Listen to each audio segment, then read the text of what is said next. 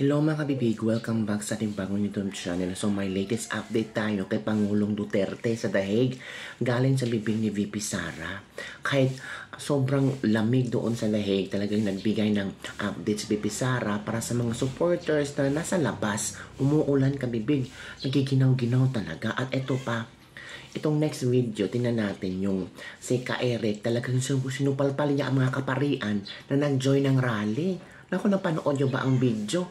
O panoorin nyo ang video ha? Grabe ang pagsupalpal ni Ka Eric sa mga pari.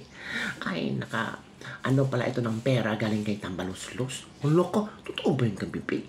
Ay, nako. Pakinggan natin si Ka Eric at sa kanyang revelasyon sa mga paring ito. Naku, ang mga pari talaga na join ng rally. Di ba may separation state and government?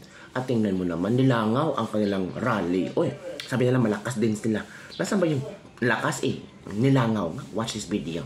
Nabanggit ko kanina sa mga kapatid ko, sabi ko pero ako'y na-impyerno. Meron din. Malamig na impyerno.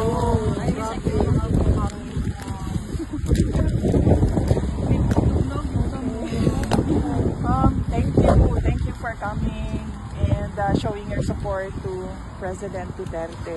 Tapos nagsabi siya na, kasi nabanggit ko kanina na merong mga Filipinos dito sa labas ngayon. Sabi niya na nakailang ulit na daw siya nasabi sa inyo na natanggap niya daw lahat ng messages niyo, na tanggap niya rin ang mga prayers ninyo, and do not daw parang sacrifice your health staying out in the cold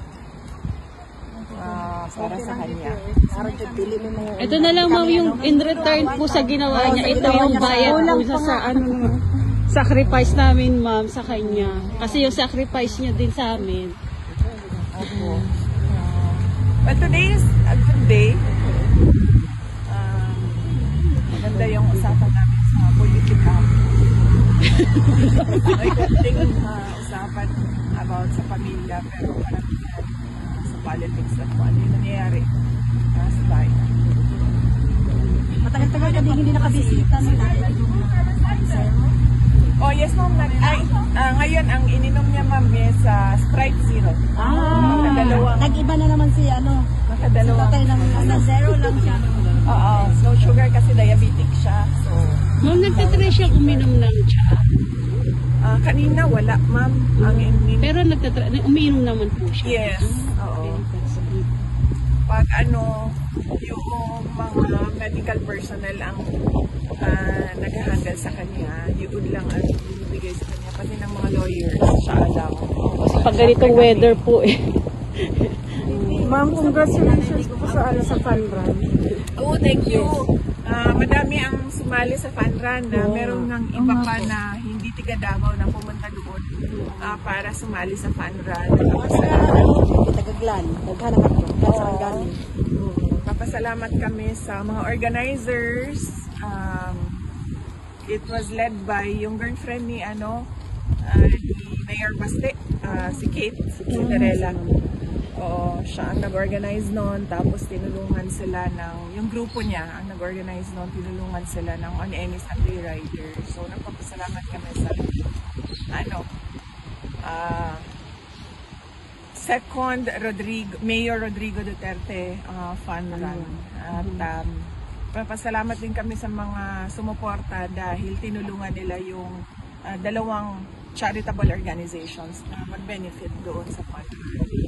ma'am, pwedeng mag-question. Kamusta po si Nanay after sa rejection? Hindi na banggit kanina ma'am. Actually, hindi ko na kinake up kasi ayaw ko na ako yung mag-open. Dadagot na tayo ng party. Ma'am, isang question lang ma'am. Anong reaction niyo ma'am sa sinasabi ng DTI na yung 500 pesos na Noche Buena, kasya na daw po Hindi yun. totoo yun ma'am. Hindi totoo na kasya na ang Noche Buena sa 500. Matagal na hindi kasya ang 500 pesos para sa Noche Buena ng pamilya. In fact, yung sa amin na pinamimigay kapag Pasko, nasa 2,100 na yun, ma'am. Ano yun eh, spaghetti Kasi- and yung salad pa. Kasi ma'am, nagpunta si Secretary Roque sa mga palengke na talagang pinaninindigan niya na kaya po talaga ng 500 pesos yung Noche Buena daw. Pag-adik siguro pwede yun kasi hindi naman sila kumakain. Hindi ko. Kaya marami pong nagdi-disagree na nagcha-challenge po sa kanila na bigyan kahit sila po mismo is kung sinasuggest nila na 500, gawin din nila sa sarili nila na 500 lang din yung Noche Buena nila. Oo. Yes, ma'am. Hindi totoo yun, ma'am. Hindi ko alam kung bakit niya sinabi na ganun yung pwede na Noche Buena natin, pero Yeah, totoo. Sa mahal ng bilihin ngayon. Okay na, ma'am. Thank you, ma'am. Bebe, may ano po ba kayo? Mahiya kayo! Kala ko ba bawal sa simbahan ang magnanakaw? Kung nagdo-donate, pwede yun. Basta mag-donate ng nakaw, pwede pa rin. Bakit mas kinakanlong nyo yung may pinakamalaking nakaw sa bayang ito? Ayun, malaking tanong. Bakit ayaw nyo singilin si Marcos at si Romualdez? Bakit ayaw nyo papanagutin ang punong kriminal at punong salarin sa punot dulo ng pandarambong? Bakit tahimik kayo? Galit kayo kay Presidente Duterte dahil binungara kayo para magising kayo. Ngayon, dahil galit kayo, kahit mas demonyo pa sa pinaka-demonyo si Marcos, kinakampihan nyo, niloproteksyonan nyo, nasaan ang moral, spiritual obligation ninyo sa tao? Mga pari kayo, mga ipokrito. Yun po ang tinatawag na ipokrito. Ayaw nyo sa kunwari pumapatay ng mga kriminal, durugista at mga sindikato at kurap. Kaya ayaw nyo kay Duterte. Pero gusto nyo ang magnanakaw na nag-aari para lamang dambungin at bulabugin ang pundo ng bayan.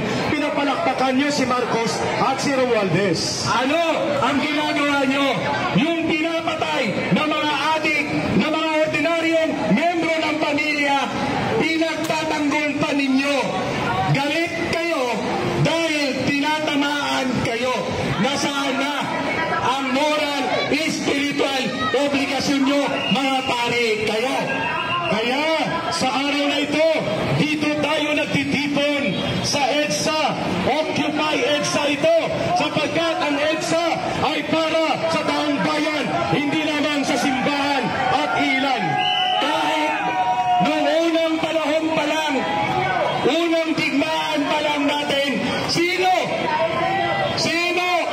ang naguhudas sa ordinaryong Pilipino?